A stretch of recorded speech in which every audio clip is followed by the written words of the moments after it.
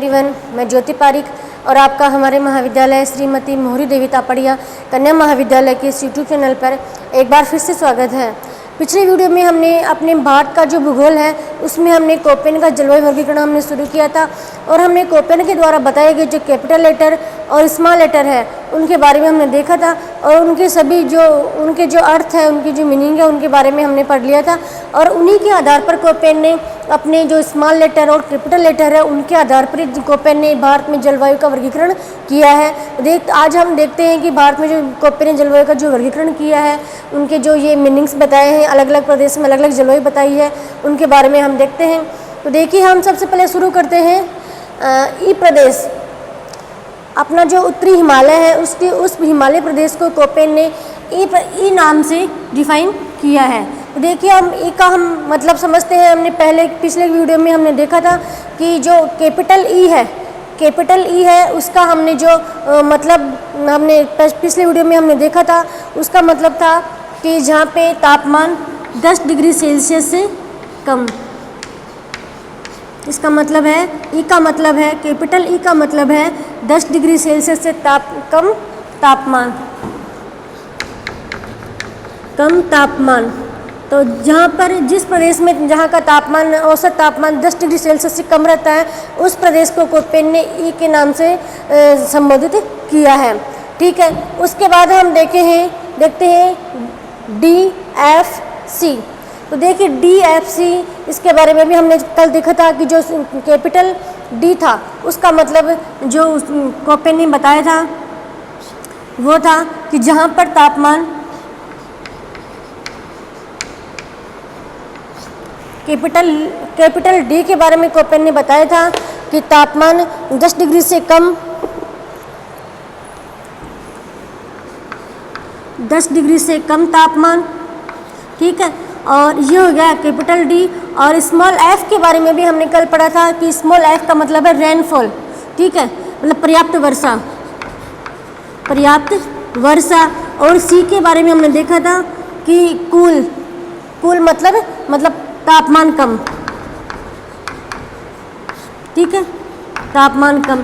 तो देखिए DFC का मतलब भी ये हो गया कि जिस प्रदेश में तापमान बहुत कम रहता है, मतलब 10 डिग्री सेल्सियस से कम तापमान रहता है और वर्ष भर वर्षा होती रहती है, उस प्रदेश को कोपेन ने DFC के नाम से डिफाइन किया है। ठीक है, इसके बाद हम हमारा अगला जो प्रदेश देखें वो है BWHW। ठीक है, तो बी के बारे में हम देखें तो कैपिटल बी के बारे में हमने पढ़ा था कि जिस प्रदेश का वाष्पीकरण वर्षा से ज़्यादा,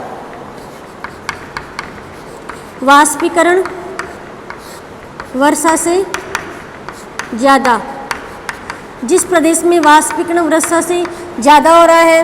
ठीक है, फिर डब्लू का मतलब है, ये हो गया बी का मतलब। फिर डब्लू का मतलब है विंटर ड्राई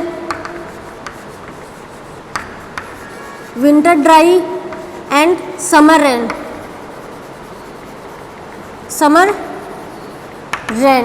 ठीक है, ये हमने डब्लू का मतलब देखा था।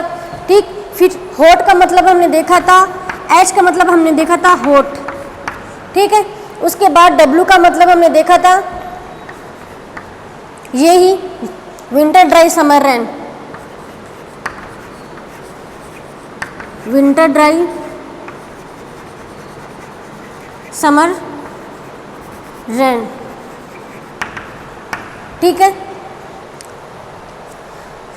तो देखिए BWS, डब्लू का मतलब हुआ, बी का मतलब हुआ जहाँ वाष्पीकरण वर्षा से ज़्यादा है।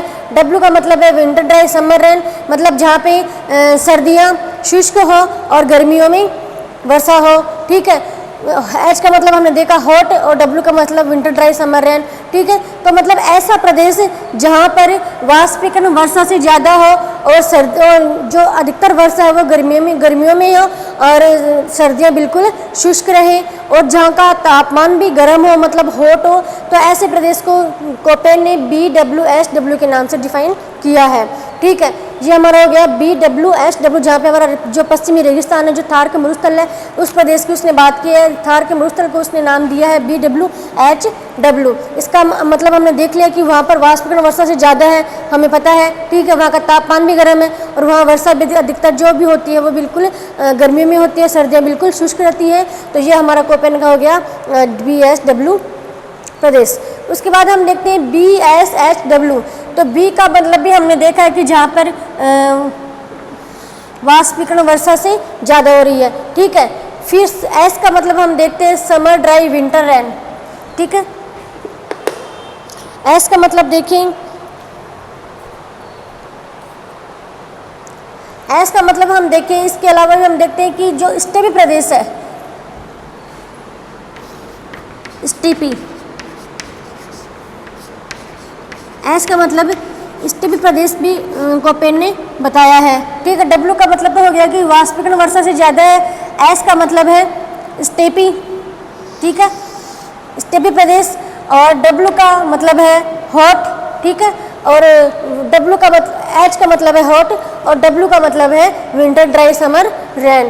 तो देखिए ऐसा प्रदेश जहाँ पे वाष्पीकरण वर्षा से ज़्यादा हो रही है और स्टेपी प्रकार की वनस्पति पाई जाती है और जहाँ का तापमान गर्म है और जहाँ पे सर्दियाँ बिल्कुल शुष्क है और गर्मियों में वर्षा हो रही है। तो जिस प्रदेश को कोपेन ने बताया, कोपेन ने डिफाइन किया BSWS के नाम से, ठीक है। ये हमारा हो गया अगला प्रदेश।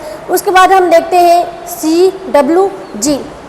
तो देखिए सी का मतलब कोपेन ने बताया गंगा प्रदेश, गंगा, गंगा का जो मैदान है, ठीक है। सी के नाम, गंगा के मैदान को कोपेन ने सी के नाम से डिफाइन किया है। फिर डब्ल्यू का मतलब हम देखें, डब्ल्यू का मतलब हम पहले ही देख चुके हैं, विंटर ड्राई समर रेन। ये सी का मतलब हो गया। डब्ल्यू का मतलब है विंटर ड्राई समर रेन हो गया। और जी का मतलब है, जी का मतलब इसमें कोपेन ने जो बताया है वो है गंगा का मैदान। और सॉरी, सी का मतलब कोपेन ने बताया है मध्य अक्षांशीय, सी का मतलब बताया है मध्य अक्षांशीय, मध्य अक्षांशीय। और जी का मतलब है गंगा का मैदान, गंगा का मैदान, ठीक है। तो ये हो गया CW। जी का मतलब मध्य अक्षांशीय जलवायु, सी का मतलब उसने बताया मध्य अक्षांशीय जलवायु, ठीक है। और डब्ल्यू का मतलब है विंटर ड्राई समर रेन और जी का मतलब बताया गंगा का मैदान, ठीक है। तो यहाँ पे भी ऐसी विशेषताएं पाई जाती है। मतलब ये जो प्रदेश है उसका पूरा आप देख सकते हैं, जैसे ये पूरा प्रदेश है, ठीक है। ये वाला जो पूरा प्रदेश है वो है गंगा का मैदान, हमें पता है इसके बारे में। और यहाँ पे मध्य अक्षांशीय जो जलवायु पाई जाती है और यहाँ पे भी सर्दियों में अधिकतर शुष्क रहती है और गर्मियों में अधिकतर वर्षा होती है। तो ये हो गया कोपेन के द्वारा बताया गया CWG। उसके बाद हम देखते हैं AW। फिर हम AW की बात करते हैं। तो देखिए AW में भी हमें पता है कि ए का मतलब है कि जहाँ से जिस स्थान पर 18 डिग्री सेल्सियस से ज़्यादा वर्षा होती है, ठीक है, 18 डिग्री सेल्सियस से ज़्यादा तापमान, ए का मतलब है 18 डिग्री सेल्सियस से ज़्यादा तापमान, ठीक। और डब्ल्यू के बारे में हमें पहले से पता है, ठीक है, विंटर ड्राई समर रेन है। तो जहाँ पे गर्मियों में अधिकतर वर्षा हो रही है, सर्दियाँ शुष्क हो रही है और जहाँ का तापमान जो 18 डिग्री सेल्सियस है उस प्रदेश को कोपेन ने AW के नाम से डिफाइन किया है। उसके बाद हम देखते हैं AS, ठीक है। AS में हम देखें तो ए का मतलब तो हमें पता है जहाँ पे 18 डिग्री सेल्सियस से तापमान अधिक है, तापमान अधिक, ठीक है। और एस का मतलब है summer dry winter rain, summer dry winter rain.